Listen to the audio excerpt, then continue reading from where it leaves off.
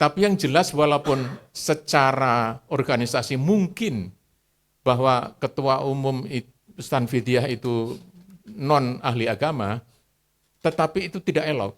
Kita di NU itu sudah ribuan dokter, ratusan, hampir 1 juta, hampir 1.000 mungkin, itu sudah guru besar. Oleh karena, tapi saya lihat belum banyak dilibatkan dalam leadership NU ya.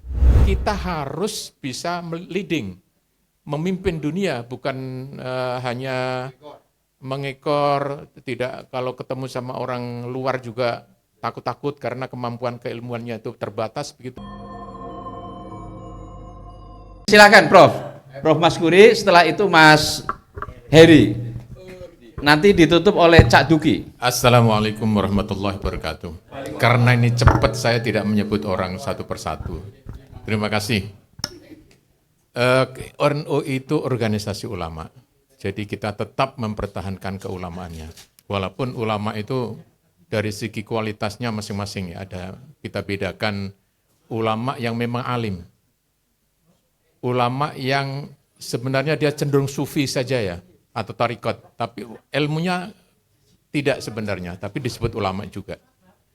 Dan ada ulama yang karena diangkat sebagai pengurus, walaupun dia nggak bisa baca Quran, dipanggil kiai juga. Apalagi sudah dimasukkan di Suriah. Itu ada contohnya, tapi saya tidak menyebutkan. Jadi itu artinya yang terakhir itu ulama organisasi. Jadi ini ya, sebenarnya kalau di kampus itu semua ulama yang dari NU, semua orang ahli agama di kampus yang dari NU itu pasti pesantren. Nggak ada, kecuali kalau non-NU bisa saja itu langsung ke Mekah atau ke Madinah, itu kemudian ahli gitu. Tapi kalau yang dari NU semua dari pesantren. Itu artinya sebenarnya kalau lihat sekarang, yang ulama-ulama di NU yang ahli, yang berilmu, seperti yang bisa kita lihat di dalam Bahsul Masail, itu semuanya pesantren dan perguruan tinggi. Saya sebagian besar ke perguruan tinggi, jadi hanya sedikit yang tidak itu ya.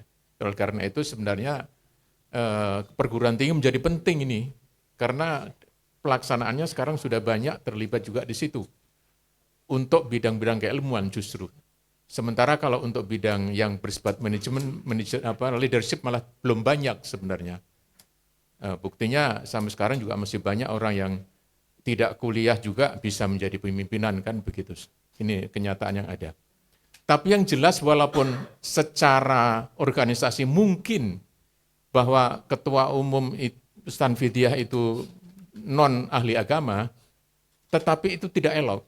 Ingat saya Gus Dur pernah mengatakan, kalau namanya Nahdlatul Ulama yang ketua Stan Vidya pun itu, terutama yang di pusat ya, itu harus ngerti agama, ahli agama.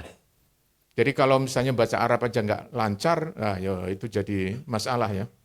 Apalagi tidak bisa bahasa Arab itu ya.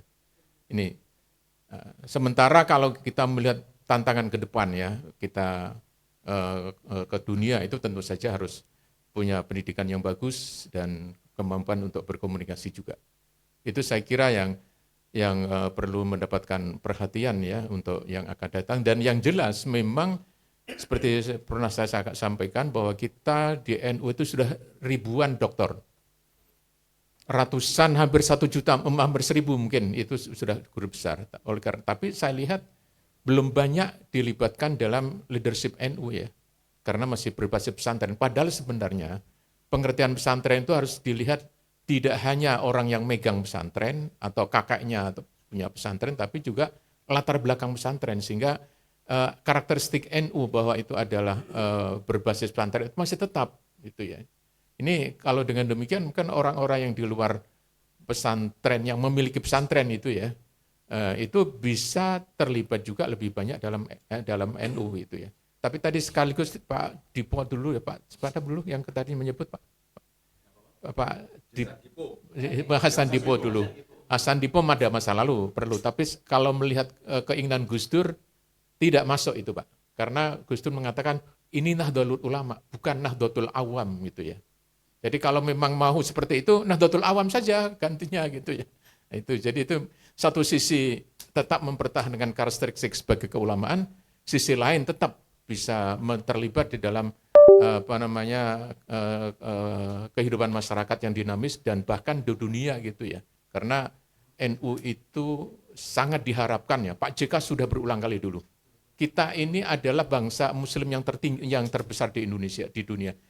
Kita harus bisa leading, memimpin dunia, bukan hanya mengekor, tidak kalau ketemu sama orang luar juga takut-takut karena kemampuan keilmuannya itu terbatas begitu ya.